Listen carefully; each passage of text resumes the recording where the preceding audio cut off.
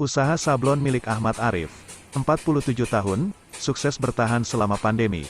Bukannya terpuruk, pria yang tinggal di kawasan tak jauh dari Gang Doli ini justru berhasil mengembangkan pasar bisnis konveksi miliknya hingga menjangkau sejumlah rumah sakit. Ditemui di kediamannya di kawasan di Gang Putat Jaya Sekolahan 1 nomor 30, ia bercerita suka duka mengembangkan usaha sablon di masa pandemi. Ia tak memungkiri, pendapatan usahanya sempat mengalami penurunan tajam. Bagaimana tidak, usaha sablon kaos yang dirintis sejak 2012 biasanya ramai pesanan sebelum pandemi. Saya biasanya melayani pesanan kaos sablon untuk berbagai event, kata pria yang akrab disapa Arif Sablon, ini mengawali ceritanya. Ratusan hingga ribuan kaos bisa ia kerjakan untuk sekali event, mulai acara jalan sehat, kegiatan perkantoran, dan berbagai event lainnya. Namun, saat pandemi semua event akhirnya berhenti, kami tak ada pesanan sama sekali, kata Arif.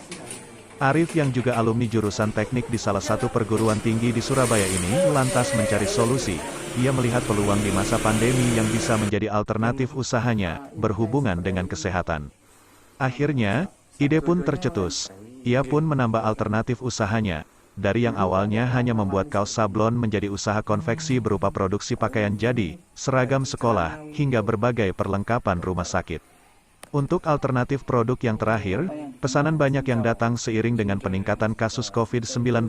Saat itu, banyak RS yang membutuhkan pakaian medis seperti hazmat, celemek, juga sarung bantal, hingga spray. Di situ, kami masuk, katanya. Karyawan pun ditambah.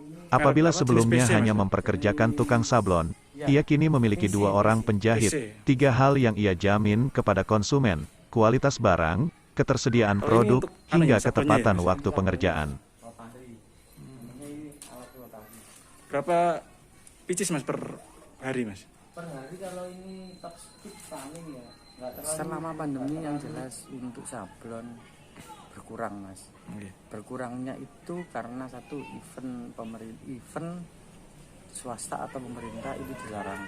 Pertama, kedua sekolah yang biasanya rutin per 3 bulan itu ada kegiatan praktis berhenti. Terus selanjutnya untuk perusahaan-perusahaan langganan-langganan kita nggak ada event sama sekali. Jadi perlu inovasi dan cara kita survive sendiri kan gitu. Ini gimana mas ini caranya mas? Cara survive sendiri ya sekarang ngomong masker kebutuhan bukan sebagai kebutuhan pokok aja tapi sebagai fashion. Fashion berarti kita harus menciptakan masker yang gimana itu basi fashion. Nah, teman-teman batik mungkin bisa untuk bikin masker yang fashionable. Laki bisa, perempuan bisa, untuk aktivitas ke pasar bisa, ke mall bisa, bahkan ke kondangan pun juga bisa. Itu inovasinya.